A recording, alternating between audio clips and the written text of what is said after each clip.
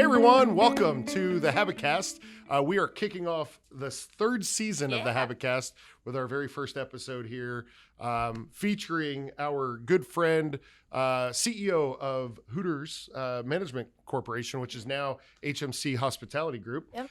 But it is a great time here at Habitat. Morgan, good to see you. Good to see you too. And we're back to talk Welcome to Habitat. season 3. Yeah. Habitat, all things Habitat here at the Habicast. So how are things going? Things are awesome. We've got a lot of fun stuff coming up this week and this month, actually. So this is definitely going to be a busy time for us. CEO build, 800th home, Valspar, you name it, we're doing it. It's a crazy time of the year, I think, for everyone, right? Typically spring break time. Yep. So you got spring training going on in our area. The St. Pete Grand Prix just took place. We got tons of stuff going on.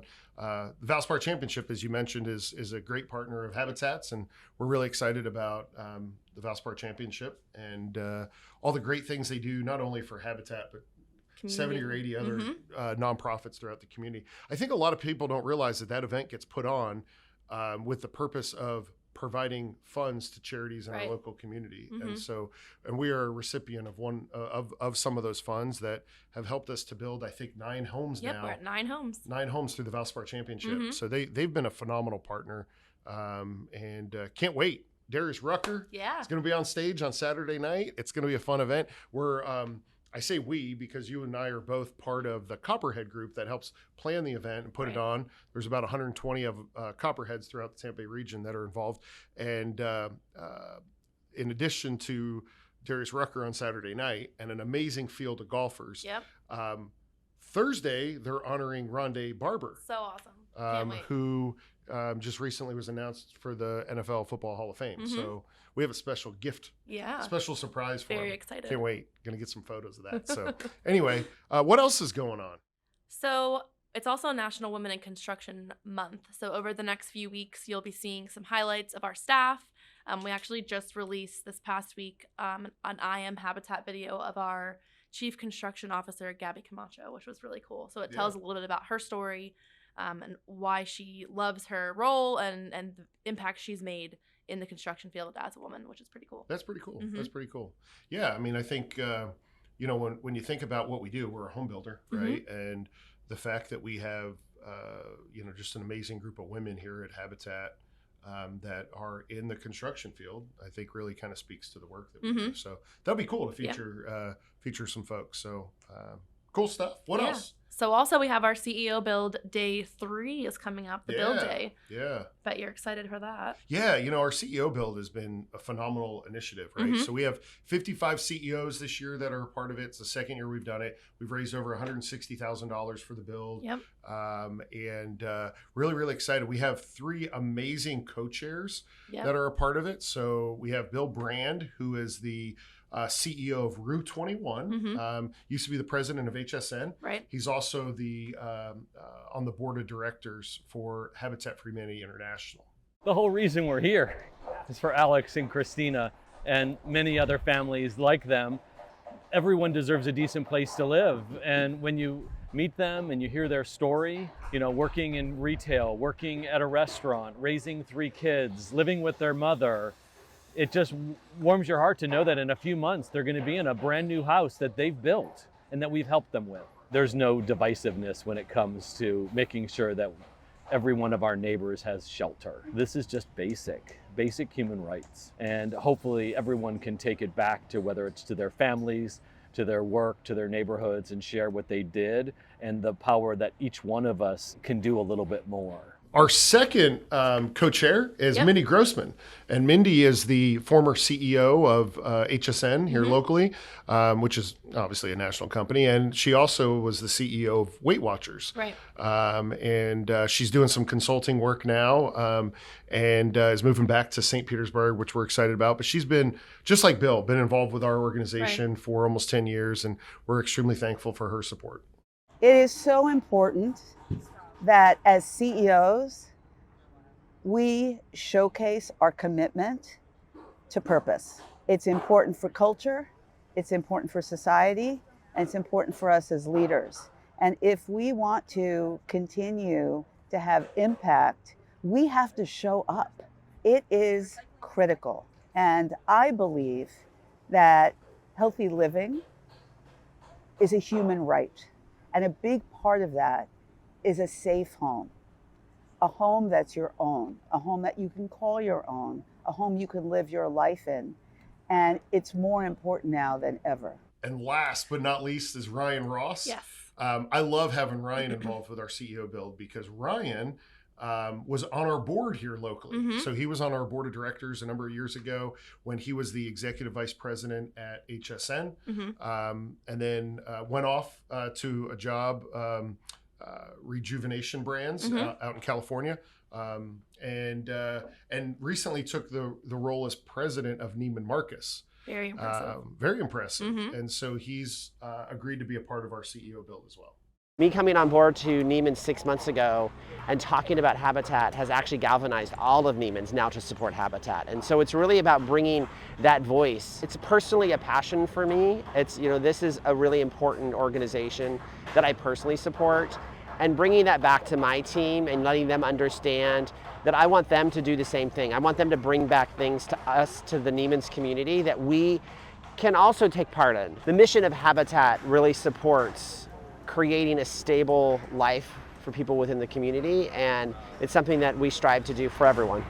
I think one of my favorite parts about those 3 honorary chairs is that there's been such a great relationship that's been built over 10 plus years, I think you had mentioned, them having all worked together at HSN and then getting involved with Habitat locally, and now being in this place now with 55 CEOs locally is very impressive. Well, and they can use their platform to kind of help spread the awareness of affordable housing and the need.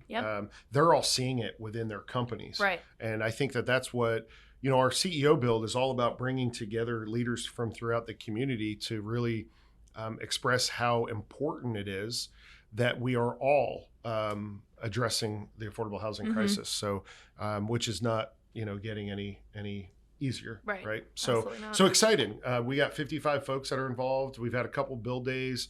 You know, the house is moving along very, very well. And the family will be moving in probably within the next, I would say, 2 months. Yeah, so, very exciting. Exciting stuff. So along the lines of the CEO build, one of our other participants is Neil Kiefer.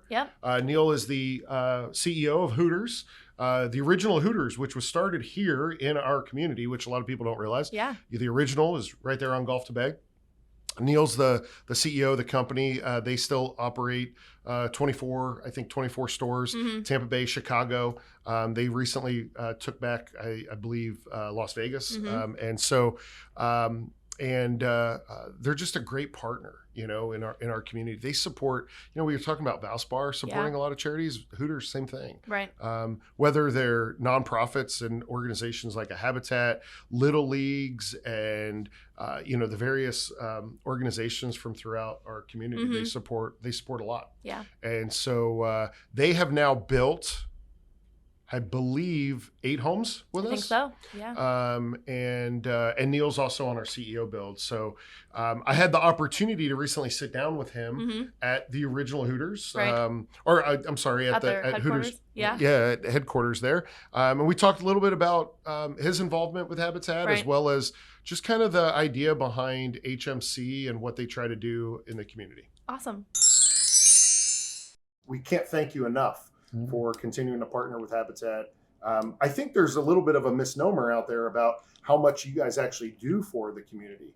I think Hooters really kind of leads the way when it comes to engagement with organizations and schools and Little Leagues and all that kind of stuff. So can you maybe talk a little bit about y'all's philosophy about giving back and being engaged in the community? Sure. First, I'd have to thank you for giving us the opportunity. I really mean that, because we were aware of Habitats, but didn't know about all the details of it. So it's been really wonderful. We've completed our 7th house, as you know.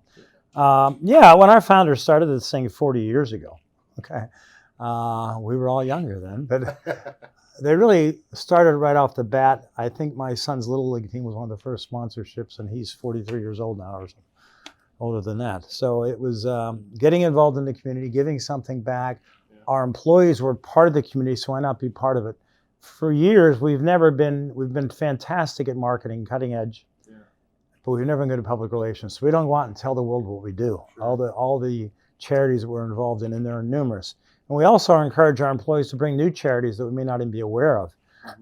We're part of these communities, always have been, always will be, and we figured the best way to do it is get involved and entrenched by giving with them, either of our time or our monies or whatever to do it. So Habitat is no different than that. Yeah. Well, we appreciate that, and I know there's plenty of organizations in our community that appreciate that support as well.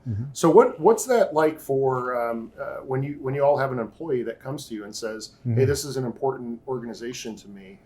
Will you guys consider supporting this?" I mean, you obviously have created a culture where folks feel. Oh yeah, we hope we have, and I think we have, because it's getting to the stage with a lot of us getting older. Okay, we all start out by serving on boards and being involved, but now we're passing the torch, and we wanted the next generation and the generation up to that to get more involved. So when they come to not even at my level, it doesn't even get to. Okay, they come with an idea to charity they're involved in. We listen, and we generally get involved in it. It could be with stranded puppy dogs. I mean, it could be anything. But if everybody loves puppies, exactly, and if our employees are involved, want to be involved in it, then we generally will do it. Look at it closely, but 9 times out of 10 we do it. Gotcha. So you've been out on a Habitat site, right? Yes. You've worked with us a little bit. Yeah. What's that experience like coming out and swinging a hammer? Well, I didn't swing a hammer. I hung trusses in the first 3, but now I'm not allowed to hang trusses anymore. With swinging a hammer. That's not because of you. It's more because of insurance rates. Oh, I get it. Me swinging a hammer is not going to happen. I can handle a paintbrush, maybe something like that, or some cleanup. I am not adept at anything with construction. If it was destruction, if we were demolishing something, I could be good at it. But I think it's great to get out there and do it and work with our employees. And I haven't done the last couple, but I'm doing the CEO build coming up here real shortly. But it gets you back to why we're doing these things. Sure. So we've had Hooters employees that have gone through the Habitat program before and have become Habitat homeowners. When you hear stories like that, again, as the leader of the company, what is that? What comes to mind? Oh, it's just great getting people started in housing. I mean, that's generally for most people the most significant asset you would own. I think I was 30 years old before I got my first house. Yeah. So to help people get in at even a younger age or at any age, it's getting them in the marketplace and allowing them to build some asset that they're on instead of just paying rent to some landlord in another state. Yeah. It's very rewarding, and to see how they react to it, whether they're our employees or not, is just so gratifying. There's no secret we're in an affordable housing crisis, right? It's all over the news. It's a lot of what our elected local officials are talking about. What have you all seen from an employee base here? I mean, you employ somewhere around 1,500 employees across Tampa Bay. Yeah. Is that correct? Yes. How has that impacted your employee base? Our workforce is generally pretty young. Okay, although not totally.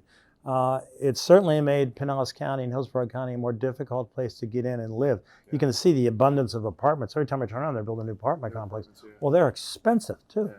I mean, it's much better to own something, but then the real estate prices have gone up. So it's made our job more difficult of getting good people to stay here to work. We obviously, there's been wage inflation. We've had to pay people more, quite a bit more, and that gets passed on to consumers too to some extent. So. Sure.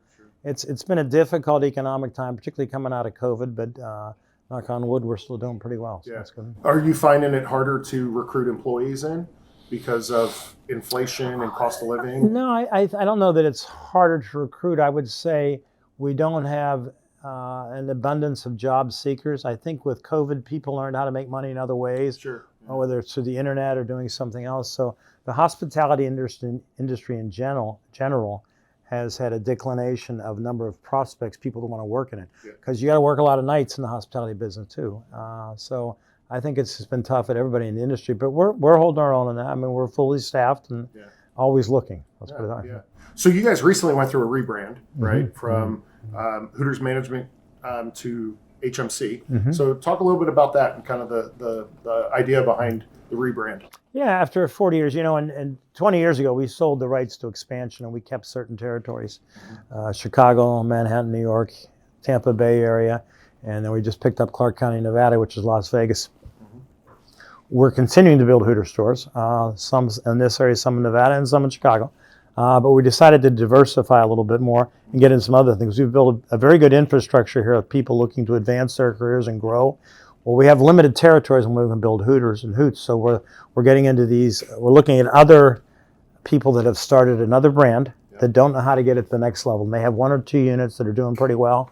So we're trying to get some partnerships and joint ventures. And we're about to ink a couple, I believe. And so the name change just reflected more of us becoming more of a full service hospitality group with various brands in it. That's the goal. Gotcha. So the future of Hooters in our community will be one that you guys will continue to grow. Oh, absolutely, yeah. I just looked at a deal this morning in Pasco County. So yeah, absolutely. Well, Pasco County's growing. I mean, that's part of our service area at Habitat. And, the amount of people that have moved to Pasco, it's kind of almost a suburb of Tampa and Pinellas now. I think it is. I think it's a bedroom community. The real estate was a little cheaper up there, but there's over 500,000 people, or close to it in Pasco County now. And 20 years ago, there was maybe 200,000. Yeah. So it's, and we all read the number of people moving to Florida every day. So what a great place to live that we're in. I mean, some of us have been here a long time. Whine a little bit, it's too crowded, the traffic's too bad. But nevertheless, it's a great place to live, and I'm happy to see it.